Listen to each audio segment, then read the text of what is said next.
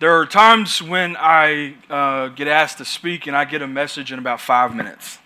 It literally takes me 5 minutes. I've got it ready. I've got it all written down. I'm good to go. I can move on to something else. And then there's times where I get asked to speak and it happens that I struggle putting something together. And so when Pastor asked me to speak for this service today, I was in the process. I was in the middle of two different messages going back and forth, and God was like, "That ain't it. That's not what I want you to talk about." And I was like, "Well, what do you want me to talk about?" He's like, "I'll tell you later. Just hold on. I'll tell you in a minute."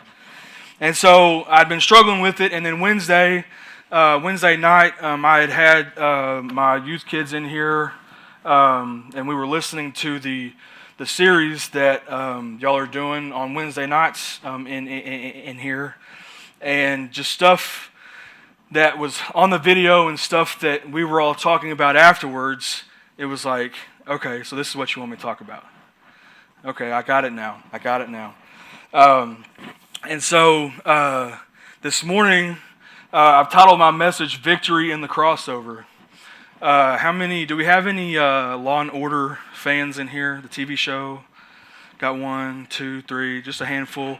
Okay, I'm a huge SVU fan. My wife and I, we have Hulu.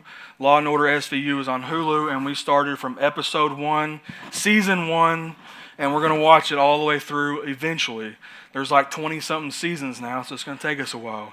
But I love SVU, especially in the earlier part of the show when they had Benson and Stabler on there. And fun fact, the producers did not originally have them planned out to play those roles, but when they had them come and read lines together, their chemistry just flew off the page, and producers were like, "Y'all got the job." So that's a good thing, because I don't think if they weren't a part of the show that the show would still be running. They're in like season 23 now, I think, or something like that. But anyway, they've started a new Law and Order called Organized Crime, and Stabler is in that one. If any of you SVU fans recall, about halfway through the SVU seasons, there was this crazy guy that came into the police department, and Stabler fired his gun and he accidentally shot and killed the little kid, and he was just tore up about it, and he went into the captain's office, turned in his papers, and didn't tell anybody else. And so Benson was all mad and everything. Well, now Law and Order, the NBC, they smartened up and they brought Stabler back for Organized Crime. Well, sometimes they have crossover shows where SVU and Organized Crime are together for an entire hour, and I am so excited when that happens. I'm like a kid in a candy store, Benson and Stabler on the same show for a whole hour. Get your popcorn and your drinks ready, because it's going to be awesome. So this morning, I believe that God is going to pull on some heartstrings in order for us to be open to receive all that He has for us. But in order to do that, we have to be willing to cross over to the other side.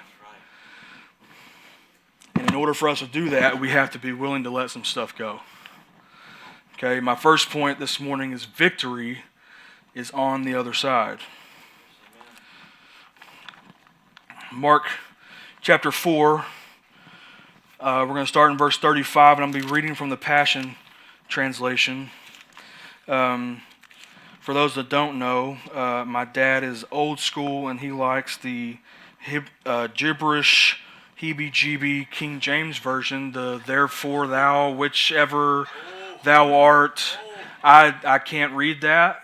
I get lost, and so I have to read, the new stuff that actually makes sense, because I can't understand none of that. It works for Dad, but it doesn't work for me. You do what you do, and be all right.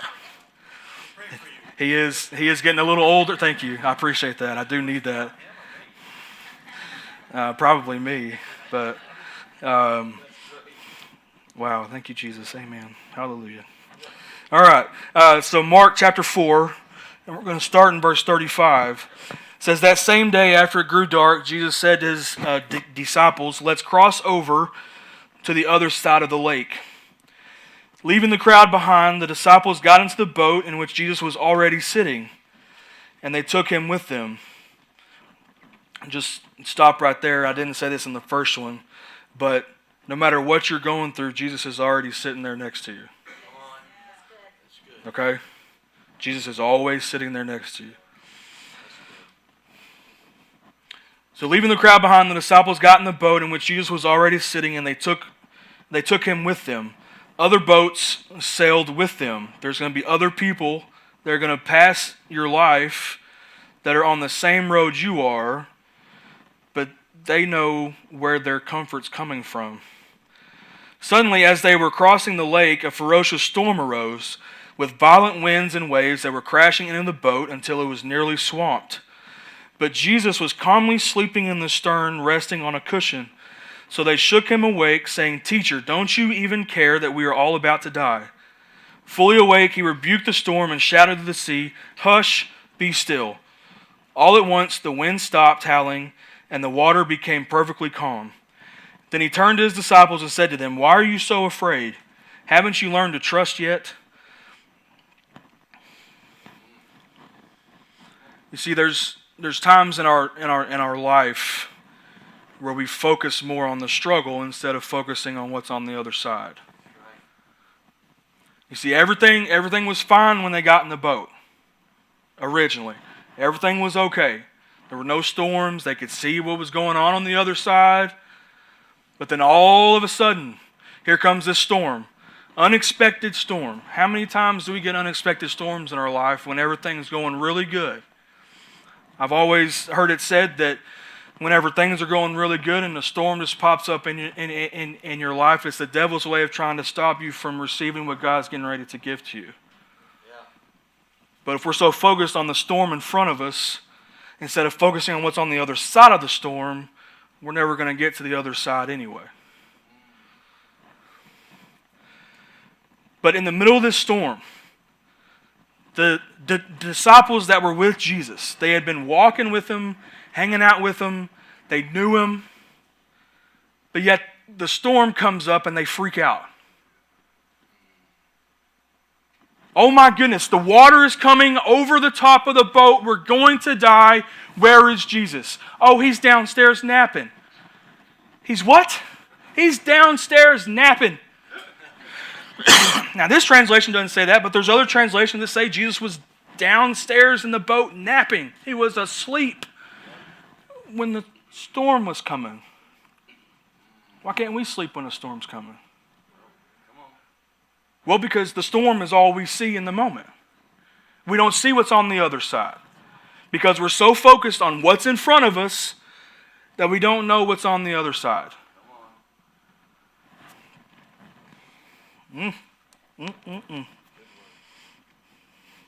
So they shook him awake. Teacher, don't you even care that we are all about to die?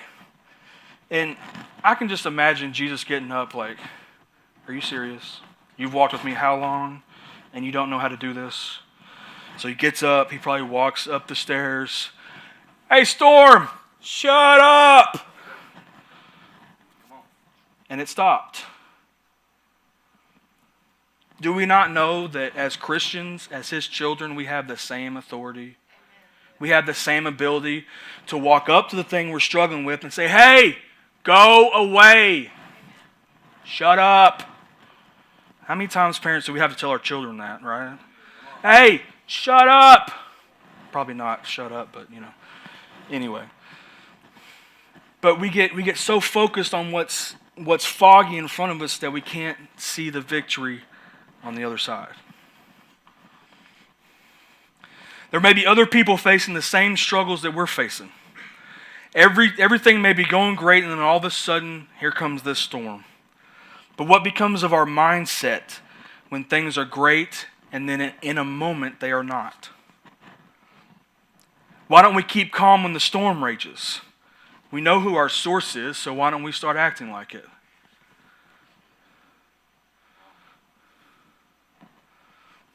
Point number 2, don't let your mindset rob you of your victory. In Exodus chapter 14, verse 5, starts off by saying, when the king of Egypt was told that the people had fled, Pharaoh and his officials changed their minds about them and said, what have we done? We have let the Israelites go and have lost their services. So he had his chariot made ready and took his army with him.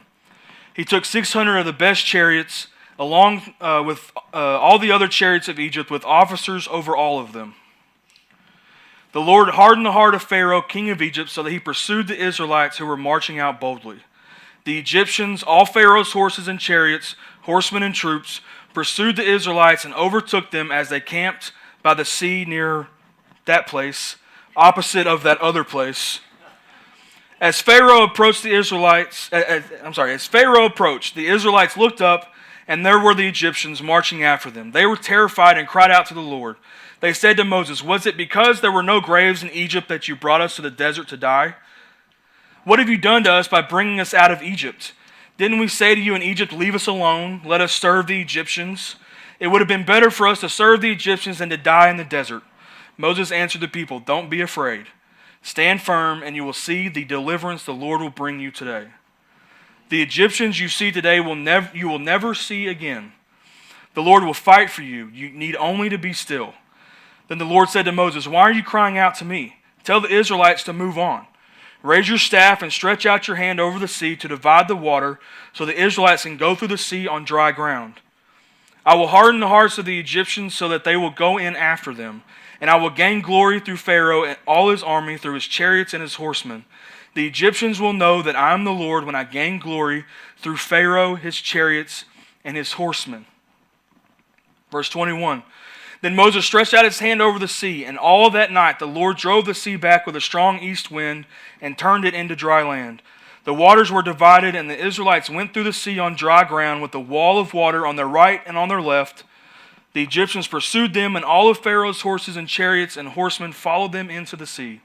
Verse 25, he jammed the wheels of their chariots so that they had difficulty driving, and the Egyptians said, let's go away from the Israelites. The Lord is fighting for them against Egypt. Then the Lord said to Moses, stretch out your hand over the sea so that the waters may flow back over the Egyptians and their chariots and horsemen. Moses stretched out his hand over the sea, and at daybreak the sea went back to its place. The Egyptians were fleeing toward it, and the Lord swept them into the sea. The water flowed back and covered the chariots and horsemen. The entire army of Pharaoh that had followed the Israelites into the sea, not one of them survived. That day the Lord saved Israel from the hands of the Egyptians, and Israel saw the Egyptians lying dead on the shore. And when the Israelites saw the mighty hand of the Lord displayed against the Egyptians, the people feared the Lord and put their trust in him and in Moses, his servant. How different might the story be if the Israelites said, "No, we ain't coming with you. We're too attached to our bondage and our suffering and the things that are holding us back. We don't know what's on that other side. What do you mean God told you to come over here and stretch out your rod and water just magically separate? Are you kidding me? No, I'm cool back here. We're comfortable back here. At least we get to have food and water. We have a job. Nah, we're good back here." What if they would have, they were probably thinking that. And in the scripture, they kind of said that, right? They were so used to their bondage that they couldn't see what was on the other side of the water. They didn't have enough faith, in Moses to lead them out of the bondage. They didn't have enough faith in God to get them past the bondage. But it says that they were there at the water, and I'm just imagining, okay?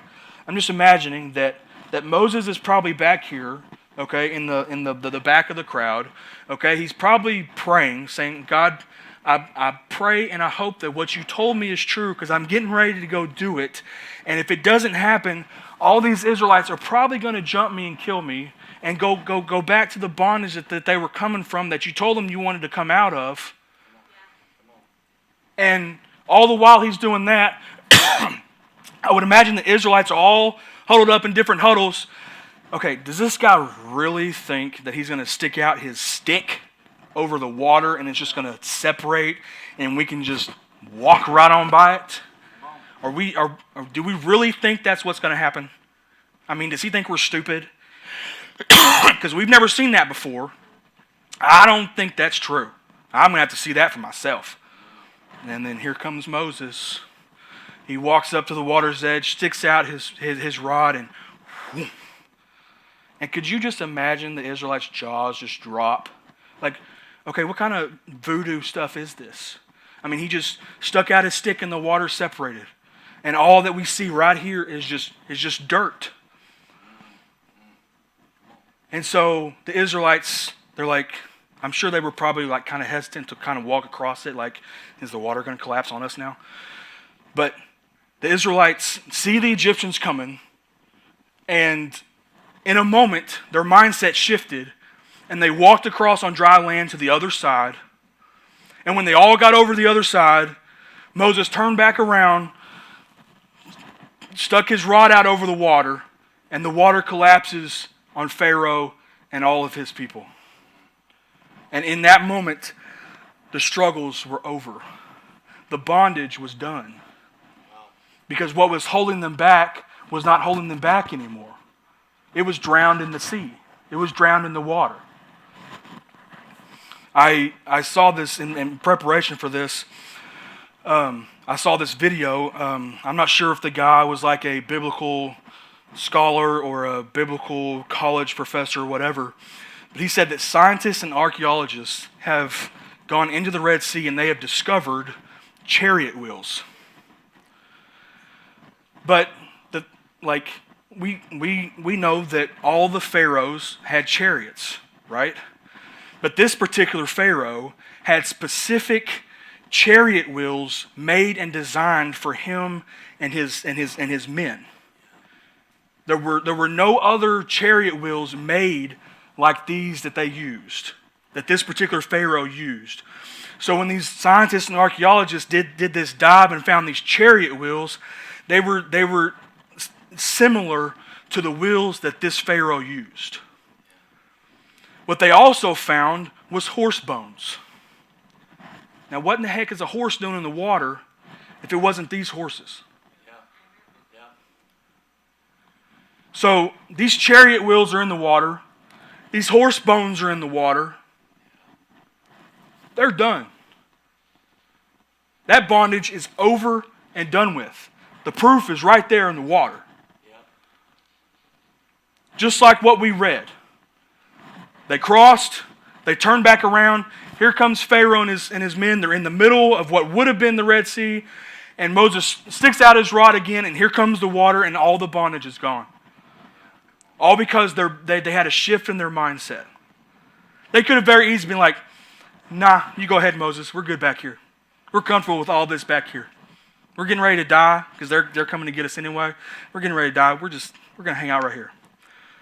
But they had a shift in their mindset that when they saw the waters part, they took off and they found their victory on the other side, because when they turned around and Moses stretched out his rod over the water, it collapsed on Pharaoh and his people, and all their problems were gone.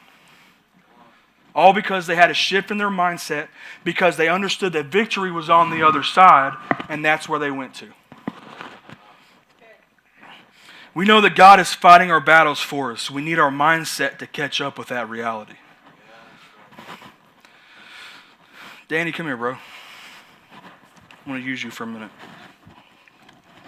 See if you cooperate better than Jaden did this morning.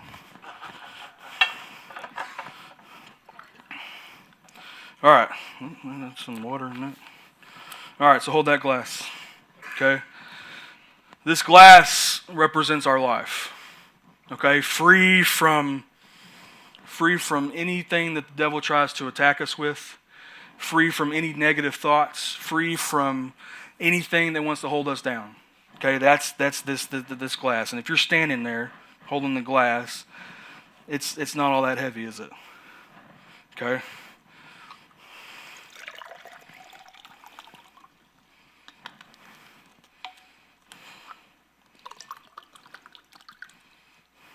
Just hold on to that glass. Don't set it anywhere. Just hold on to it. Too many times we are focused on the things that weigh us down instead of focusing on walking in the freedom that God provides. Because you see, the longer that I have Danny's here holding this glass, the heavier it's going to get. The longer you hold on to the stuff that holds you down, to the stuff that has you in bondage, the stuff that you struggle with, the heavier it's going to get.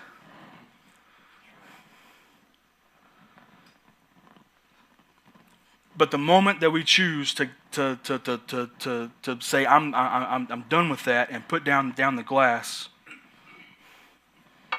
now we're free again, right? There's nothing holding us down. So for some of us, my third point is it's time to put down the glass. It's time to put down the glass of everything. Thank you, buddy. It's time to put down the glass of everything that holds us back. Everything that has us in bondage, everything that we struggle with, it's time to put the glass down.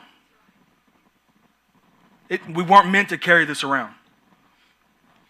Now, I wasn't gonna pick on Stacy this morning, but I'm just gonna use an example. Okay. What does Stacy have in her hand right now that she always has in her hand when she comes back in from after worship? She sits down in her chair and she holds her coffee right there close to her. Full of coffee, right? I don't like coffee. I think it tastes nasty, but that's her thing. It's my wife's thing. All power to them. I'd rather have a Coke. That gets me going. That's all right. But for Stacy, she likes to have that coffee in her hands. And a lot of times you won't see her without a cup of coffee in her hands. Right? True? But how many of us are like that with our problems, with our struggles? It's so attached to us. It's just the thing that we have to have every single day, every hour of the day, that now we're just used to it, and it's something we have to have. But God is telling us to put down the glass. In order for us to find victory on the other side, in order for us to cross over into victory, sometimes we need to put down the glass. Matthew 11, 28 and 30, or 28 through 30. Are you weary carrying a heavy burden? Come to me, I will refresh your life, for I am your oasis.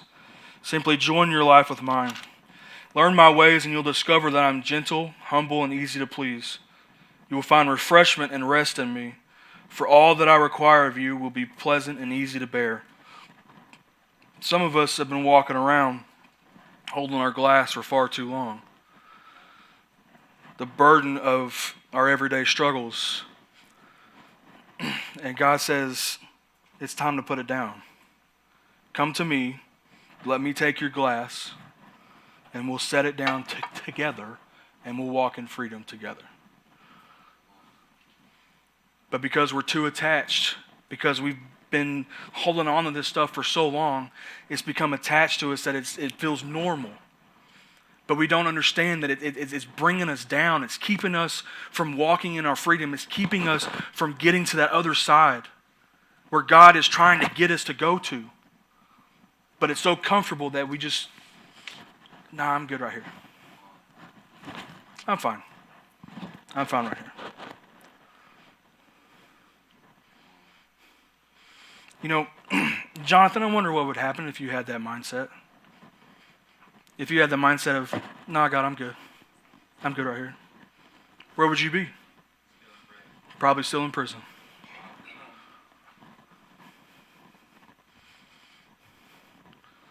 Now, some of y'all have walked paths that I wouldn't choose to ever walk. But because your mindset changed, because you decided, Jonathan, because you decided to put down your glass, you're now walking in freedom that God designed for you to walk in. And because he's doing that, he's helping other people walk in freedom too. But how could he walk in freedom how could he help other people walk in freedom if he's not walking in freedom? You can't give something to somebody else that you don't have. If Timothy walked up to me and said, hey, I need $1 million. Sorry, bro, I ain't got $1 million to give you. I wish I did. I mean, that'd be great.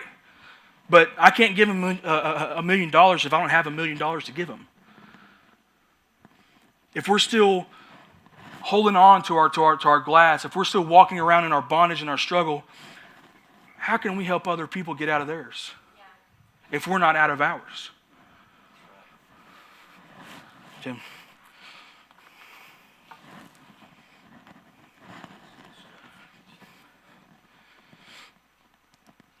My last point is there's freedom at the cross.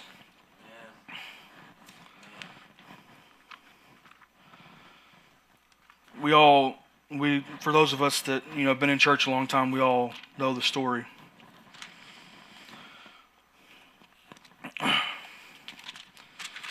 Jesus was an innocent man, but because they didn't like what he had to say, what he stood for, because he walked in freedom and they were still walking in bondage, they wanted to kill him for it.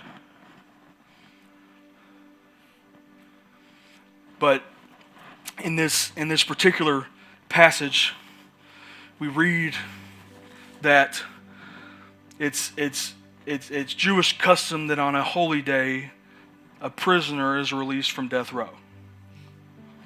And the only time we ever hear about Barabbas is in this story. And if you've read anything about this story and know anything about Barabbas, you know that he's a very bad man. A man that deserved to die. He was a thief. He was a murderer. He tormented people, tortured people. He deserved to die. But on this particular day, Pilate had Jesus and Barabbas standing in front of the crowd, standing in front of the Pharisees, and he asked them, who do you want? And all of them said, give us Barabbas.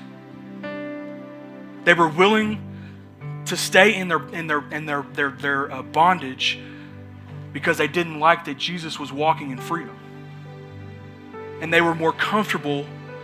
They were used to what Barabbas was doing, and they were comfortable having him released so that Jesus could die, because they didn't understand the freedom he walked in.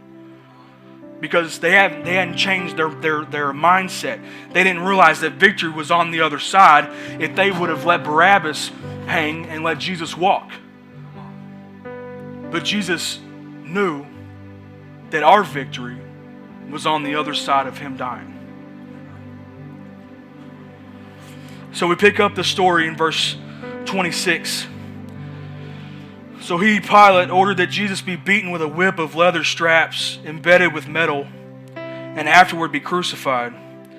Then the guards took him into their military compound, where a detachment of nearly 600 soldiers surrounded him. They stripped off his clothing and placed a scarlet robe on him to make fun of him. Then they braided a crown of thorns and forcefully shoved it onto his head. After placing a reed staff in his right hand, they knelt down before him and mocked him, saying, "Hail, King of the Jews!"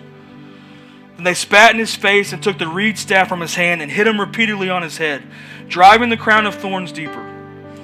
When they finished ridiculing him, they took off the scarlet robe and put his own clothes back on him and led him away to be crucified. Verse 33, they brought Jesus to Golgotha, which means Skull Hill. And there the soldiers offered him a mild painkiller, a drink of wine mixed with gall, but after tasting it, he refused to drink it. Then they crucified Jesus, nailing his hands and his feet to the cross. The soldiers divided his clothing among themselves by rolling dice to see who would win them. Verse 45, for 3 hours beginning at noon, a sudden and unexpected darkness came over the earth. And at 3 o'clock, Jesus shouted with a mighty voice in Aramaic, "Eli, Eli, lema sabachthani," that is, my God, why have you deserted me?" Some who were standing near the cross misunderstood and said, "He's calling for Elijah." One bystander ran and got a sponge, soaked it with the sour wine, then put it on a stick and held it up for Jesus to drink. But the rest said, "Leave him alone. Let's see if Elijah comes to rescue him." Jesus passionately cried out, took his last breath, and gave up his spirit. In Luke, it says that he said, "It is finished." At that moment, the veil in the Holy of Holies was torn in two from the top to the bottom. The earth shook violently, rocks were violently split apart, and graves were opened. Then many of the holy ones who had died were brought back to life and came out of their graves. That whip had metal shards in it, and it also had animal bones in it. And they had him carry the cross. I believe it was 1.5 miles, and it weighed, I think, about 300 pounds. But the whole time he's carrying this cross, these soldiers are behind him with these whips. And it wasn't just one of these. It was boom, and they would stick it in his back, and whenever it would stick in his back, they would rip it out. So the flesh would come out. You could see his flesh after every whip. Could you imagine the pain he felt when they finally put him up here? His flesh on his back is showing. Okay, his back is open. And he's up here on the cross. Okay, he's already bleeding and sweating. We all know what happens when sweat gets in our face, burns our eyes. Well, he didn't have anything to get that off with because his hands were occupied, his feet were occupied. But could you imagine every time he took a breath up against that cross, his back would rub up against the cross and just make it worse. Splinters on the board getting in his back every time he took a breath. At any point, he could have stopped the whole thing. But he knew that in order for you to have victory on the other side of your struggle, he had to get up here. He had to endure 39 whips to his back. He had to endure a crown of thorns thrust on his head. He had to endure nails in his hands and his feet. All because of you. So that you wouldn't have to walk in bondage anymore. He did that for you. But Pastor Tyler, you don't know what my ex-husband used to do to me. He used to beat me so many times. My face would just be all beat up. You don't even know. I don't know, but he does. But you don't know what my parents put me through. My daddy beat me. My mama cussed at me. Teachers hated me. You don't even know. I don't know. He does. And we want to wallow around in our self-pity. We want to roll around in the mud of our problems, acting like Jesus doesn't care. Who would you have done that? Would you do that? Endure 39 whips to your back? Would you do that? He did that for you. Who else would have done that?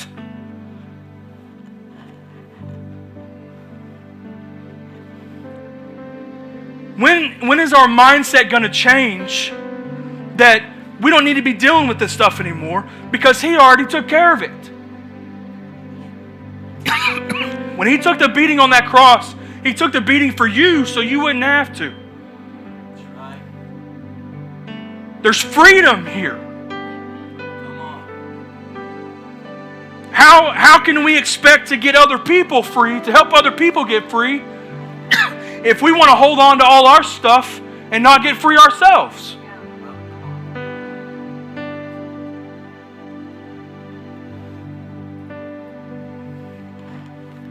I was wrestling with this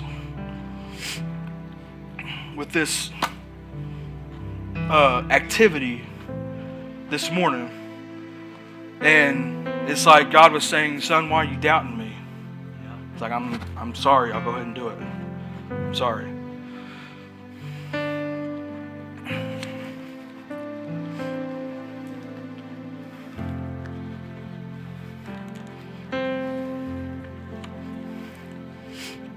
I'm going to get a piece of paper, and I hope everybody has a pen. If you don't, I think there's some back there on the table. And somewhere in the first service, and I've already did this, so if you don't want to do it, that's fine. But if there's something that you missed, please feel free to do it again. But what I want you to do on this piece of paper is I want you to write down one thing or multiple things, whatever you feel comfortable doing,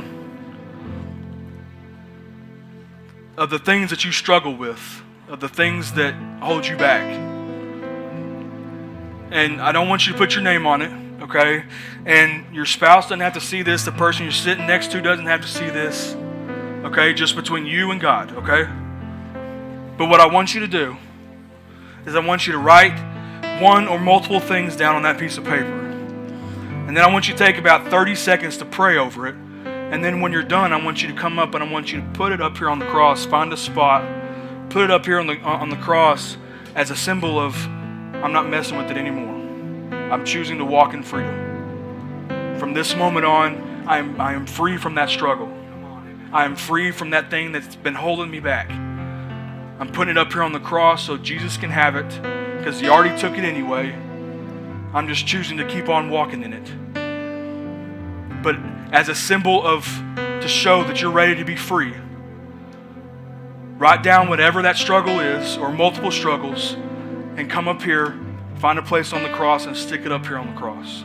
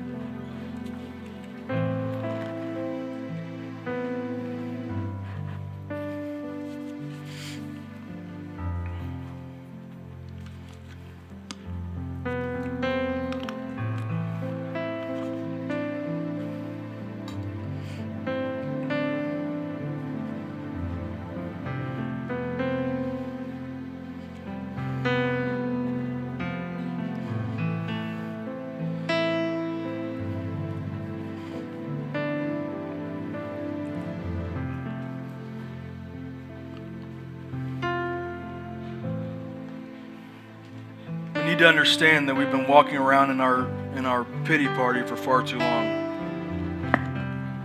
We've been giving the devil too much credit for far too long.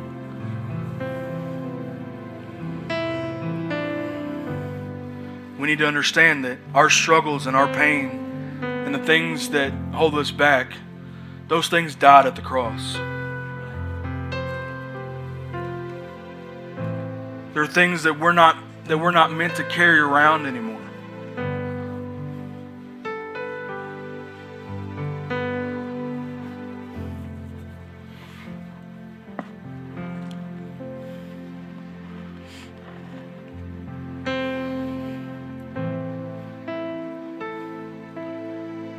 We live in a world that is held down by bondage and problems and pain. And those people are looking for us to give them, to point them in the right direction to get their freedom. But if we don't choose to walk in our own freedom, how are we going to be able to help them walk out in theirs?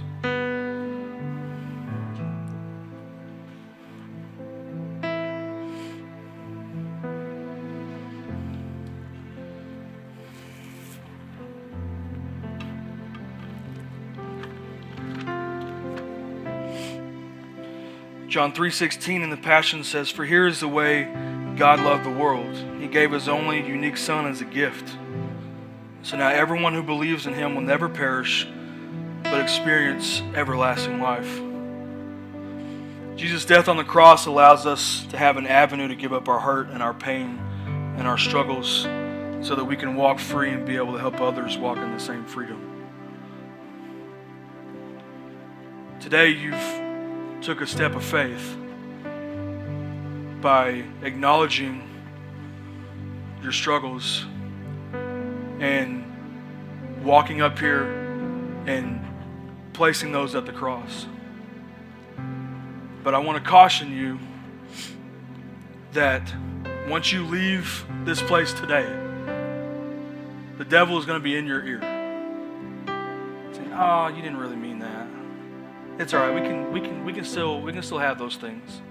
We can still struggle with depression and anxiety. We can still struggle with, not feeling good enough. It's all right. We can still feel that way." No, we're not doing that anymore, because we put it up here. They went to die up here. All those things that we struggle with, all those things that we have issues with, all those things that have been holding us back for years, died right here. We don't need to struggle with those anymore. We don't even need to think about those anymore. Our mindset needs to shift. And we need to realize that we've crossed over the other side to our victory. Don't be like some of the Israelites that were originally at the water thinking, "Oh, this will never work. This will never work. God doesn't care about me. Do you know how long I've been dealing with this stuff? God doesn't care about me." There have been multiple times that my wife and I have been at the dinner table 3 days before our rent's due, trying to figure out how we're going to be able to pay it. We don't tell anybody. We just try to figure it out, pray about it. But what do you know? 3 days later, there's been times where there's been people we know, sometimes people we don't know, walk up to us and say, "Hey, just thought I should give you this." Open it up, check for $500. Oh my goodness, there's my rent money. But what would have happened if we would have just like, "Oh my gosh, what are we going to do? We're not going to be able to pay for this. We're going to have to be out on the streets. Oh my goodness." If that was our mindset, that gift from someone else may have never happened. But because our mindset was, God will take care of it. We'll just pray about it and God will take care of it. And sure enough, 3 days later, there's a check for what we need to pay our rent. Just because we're going through problems in our life and going through struggles, and we sense that God is downstairs napping, doesn't mean He doesn't care. Most of us in this room have been walking with Him for so long that we should already know that when a problem arises in our life, a storm arises, that we should just go straight to the source. We should just go straight to Him and say, "God, you take care of it." But too many times, we want to freak out. "Oh my goodness, this is not going to happen. What am I going to do?" That Jesus is right downstairs saying, "Hey, I got it. Hey, storm, shut up." We need to have the mindset, and we need to understand that He's given us the same authority to do the exact same thing. To walk up to that storm and say, "Hey, storm, shut up." But too many times, we just let the negative take hold of our mind.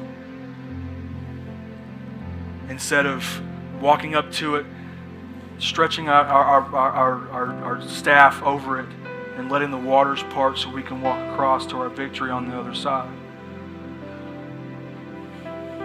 It's time we put down the glass so that we can walk in freedom, so we don't have to hold on to those things anymore.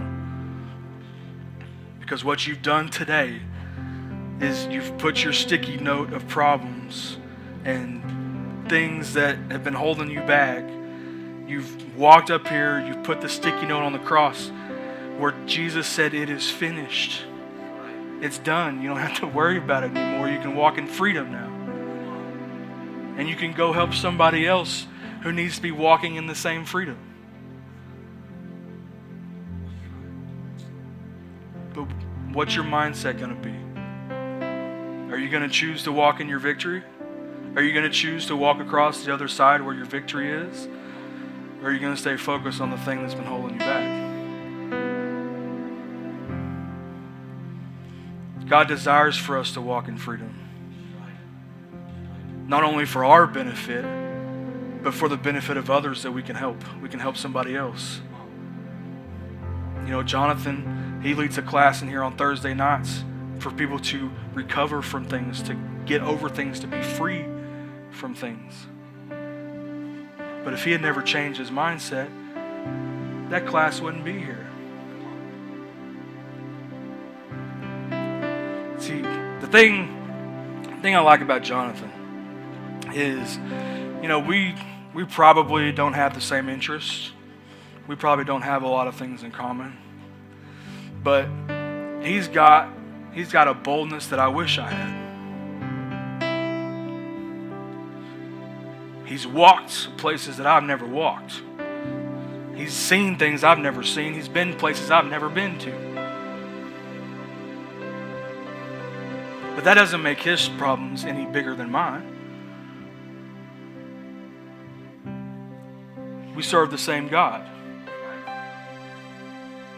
But we both made the decision that we're going to change our mindset. He made the decision to change his mindset years ago, that I'm not going to live like this anymore. I'm going to walk in the freedom that Jesus provided for me at the cross.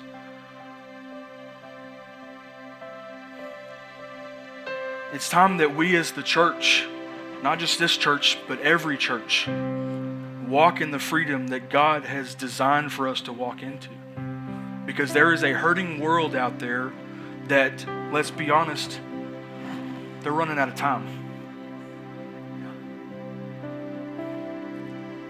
Oh, well, people have been saying that for hundreds of years now. Yeah, I understand that. But, see, we don't understand that everything that God said had to take place before he came back has already taken place. Jesus is just waiting for him to say the word. So they're running out of time. So if we have now chosen to walk in freedom, it's time to help them walk out in freedom too.